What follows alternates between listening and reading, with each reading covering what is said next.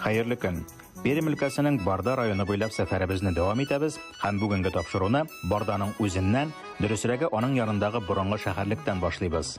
Бу якларда безнең эрага кадәр үк булган шәһәрлекләр 5 һәм алар 5-се дә Тыл елгасы буенда урнашкан.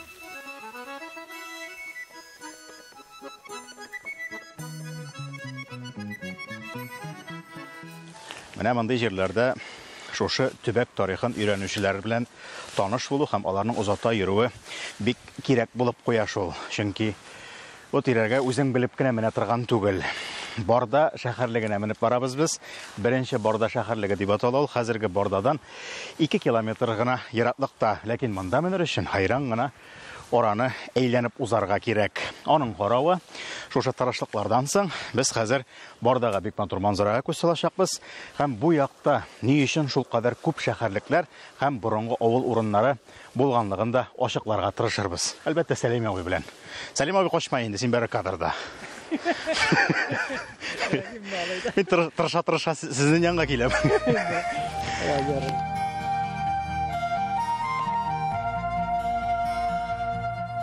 Ни дәрәҗәдә өйрәнелгән бу шәһәрлек? Бу менә шәһәрчек Пивоварова белән өйрәнелгән. Ул аны язып калдырган. Менә каталог археологических памятников та сез аны күрдегез һәм менә аның монсыннан башкалары ул хәтле тирәнтен өйрәнелмәгән дип саныймын. Менә биредә тау астында инде бит тау куышы бар. Шул тау шушы җирлектә Моннан 150 метрда тагы да зур шундый чокыр бар. Бәлки халык әйтә инде, бәлки менә шушы тау куышы белән шушы биредә булган инде җимерелгән шундый чокыр, алар бәлки бәйләнгән дә булгандыр дип әйтәләр. Шуңа күрә без ул чокырларны карап үтәрбез. Моннан берничә мең ел элек яшәгән шәһәрлекләрне безнең тарих белән бәйләп булмый әлбәттә. Әмма игътибар итегез, бүгенге көндә дә һәрбер шәһәрлек, һәрбер борынгы авыл урынында татар авыллары утыра. Бу җирлек кабиләләр безнең эрага кадәр үк төркиләшә башлаган дигән сүз һәм әлеге җирлек тарихын аңлау өчен бик мөһим. Тагын бер мисал, Бардага терәлеп торган Әрҗән авылы. Әрҗән авылының борынгылыгы турында аның урнашуыннан ук фикер йөртергә мөмкин чамалаган кешеләргә. Шушы Тыл елгасының бөтен борылышларында диярлек кабатлап, аңа сыенып үсә барган ул. Шуңа күрә бик узынга сузылган авыл. Аны инде һавадан төшереп күрсәтеп кенә аңлатмасам, булай гына чамалый торган түгел. Бигрәк тә инде җирдән йөргән вакытта борылышларында адашуыңны көттә тор. Краснояр 1 һәм Краснояр 2 дип тора. Шушы авыллар инде дөрестән дә борынгы авыллар, археологларның язмаларына күз салсак та, аның шушы хәзерге Әрҗән авылы тирәләрендә күп кенә каберлекләр һәм авыл урыннары урнашкан. Аларның инде иң билгеләре Красноярское селище һәм Красноярский могильник дигәннәре, авыл дигәннәре, селище дигәннәре Пионабор һәм Ананьяны кабиләләренә карый. Инде каберлек дигәннәре безнең эраның 3-5 гасырына караган археология һәйкәле бу. Гомумән инде борынгы чорлар, улары Болгар бабаларыбыз Идел буена күчкәнче яшәгән кабиләләр турында сүз бара бу очракта. Инде авылның безгә якынрак тарихын барлар өчен аның инде сәхифәләренә якыннанрак күз салыйк.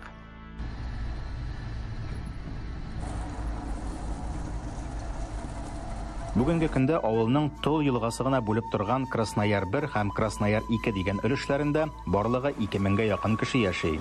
Зур авыл һәм аның зурлыгы борынгы җирлек казыган таудан тагын да яхшырак күренә. Шунда үрмәлибез. Без Казган тауның башына ук менеп җитә алмадык. Казган тауның башы менә шунда урман артында. Без Казган тауның бер итәгендә. Бу бер ярусы беренче баскычы. Беренче баскычы дип әйтергә кирәк. Чөнки тарихчылар әйтүләре буенча, археологлар сөйләве буенча, бу урыннар бик бай безнең төрле археолог памятникларына инде.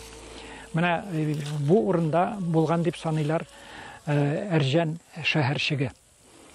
Демәк, авыл Исеме шул авыл исеменнән алынган инде. Әйе, авылның исеме дә. Бу шушы Әрҗән шәһәрчеге тирәсендә инде булган авыл селищелар, авыллар булганнар. Казган таудының исеме ул борынгыдан киләдер ахырсы.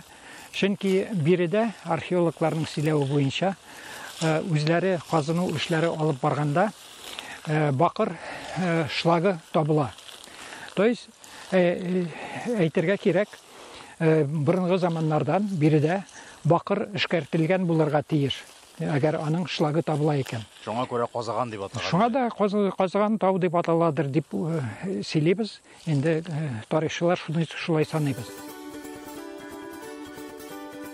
Әрҗән авылы язма чыганакларда 1730 елдан башлап күренә. Ләкин ул да кайчандыр Казаган тауда торган борынгы шәһәрлек янына килеп төпләнгән. Күп гасырлар узса да, шәһәрлекләргә хас һөнәрләр күренә. Әрҗәндә бүген дә металл белән эш итүчеләр бар. Җирлекнең рухы әнә шулай үзен сиздерә. Шушы бизнесқа мине өйрәтте әти. Минкә әтиелек сварщик. Сварщик булды да, мен үзем битики булганда мине әкрен эшкә өйрәтте. Ничек вообще шушы ремеслода эшләмәгә кирәк. Шулай әкрен эшләк, шулай 3 ел тому назад мен үземә шунда әниләр булыштылар, ачтык, бергә шушы нигә килдек. Шулай эшлибез. Бинада нәрсә иде син кергән вакытта? Ташландык бинага. Бу элек ташландык, бунда уже разрушение гына бара. Бүгенге көндә шушы яшь кенә егеткә ияреп үзләрендә дә тимер цехлары ачучылар бар. Авылдагы төзелеш эшләре дә металл корылмаларсыз бармый бит хәзер. Ихтыяҗ бар. Мисал өчен, менә мондый койманың бер бүлеме бәясе 7000-нән 15000 сумга кадәр. Кыйбат демәс идем. Бу моторлык бит чи тимерне кисеп әзерләүдән башлана. Потом шушы элементларны сүртәбез, чистартабыз. Дальнейшее уже тияқта станокларда усиливать итәбез, уже шушыны эс салу, шу эзләр җимән төрле була, шуны эзне салгач, труба уже катырак була, кәрәккән җиреннән генә шулай спайтып, шуны бүгәбез станокта. Дөресен әйтим, мин Эмилнең нәрсә сөйләгәнен түгел, ничек итеп сөйләгәнен тыңладым. Бөтен сәфәребез буена чын бардача сөйләмен ишеттергән бердән-бер әңгәмәдәш булды ул. Калганнарның әдәби телдә камил сөйләшүләре дә сокландыра, әмма тел үзенчәлекләрен яздырып алу безнең өчен бәхет. Шуңа Эмил белән саубуллашырга ашыкмадык. Мин дурак. Шуны куйган вакытта беләсем мен ишәттем. Холодный сварка белән резьбасын каплап куйдым. Там шестигранник мин татырган. Менә подножкага мен тигәттем. Менә күрдеңме, ул хәзер ни тыгызлап булмый, ни сүтеп булмый. Ел менә шайтып утыра менә монда. Менә моны хәтта шулай итеп фиксировать итеп куйып буламы берәр ничек? Намертво. Корпус моннан алюминий булырга тиеш менә бу. Ну, я сама була. Мен лучше монда алы итмәрем, яны вари итеп бузып кына. Лучше мен шушы орынга пластина әзерләп алырбыз, шушы тишеккә тишеп. Шушы пластина монда тегербез, шушы определенный градуска интербез иде, шушында тишек ясап, шушында болтка тегеп куймага. И уже кәрәккәндә үскәдә күтәрмә булыр, уже определенный уголына килештермә булыр. Моны кайчан ясап була? Чиктеп әйткәндә, 1-2 көндә ясап алма була.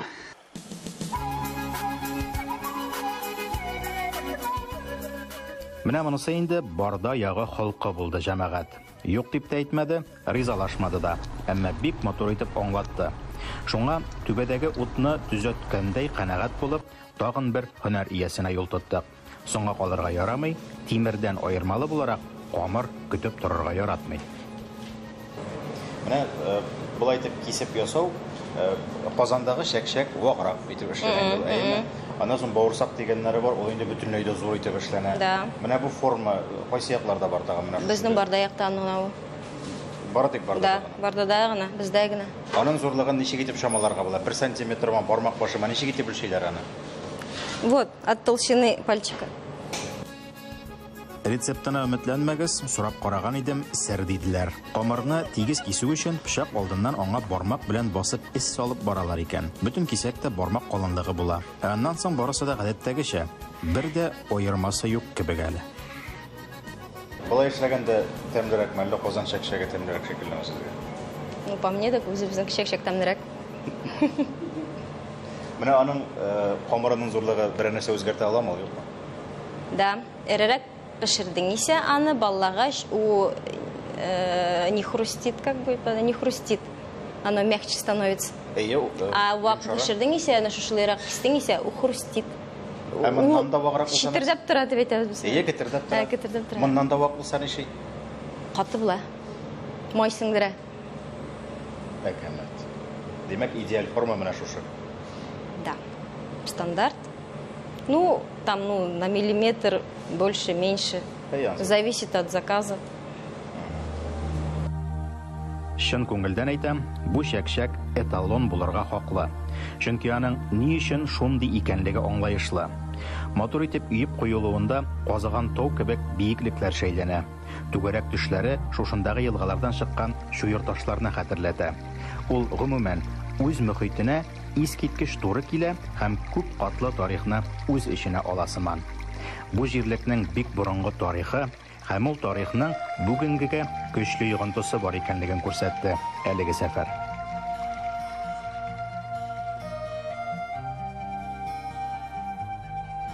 Бүгенге сәфәргә юлда йөрүче кешеләр буларак карыйбыз икән, иң беренче күзгә ташланган, күзгә кергән әйбер ул әлбәттә тузанның бик күп булуы. Биредә юлларда асфальт булмаган урыннарга шуйыр таш җәелгән.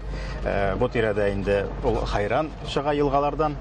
Ул яктан бәхетләре бар бардаларның, ләкин инде 2 айдан артык яңгыр яумау сәбәпле менә ул тузан гел өшеп тора. Һәм менә аеруча юл кырыенда үскән агачларның яфракларыннан күреп чамалый аласыз, аның нинди күләмдә икәнлеген.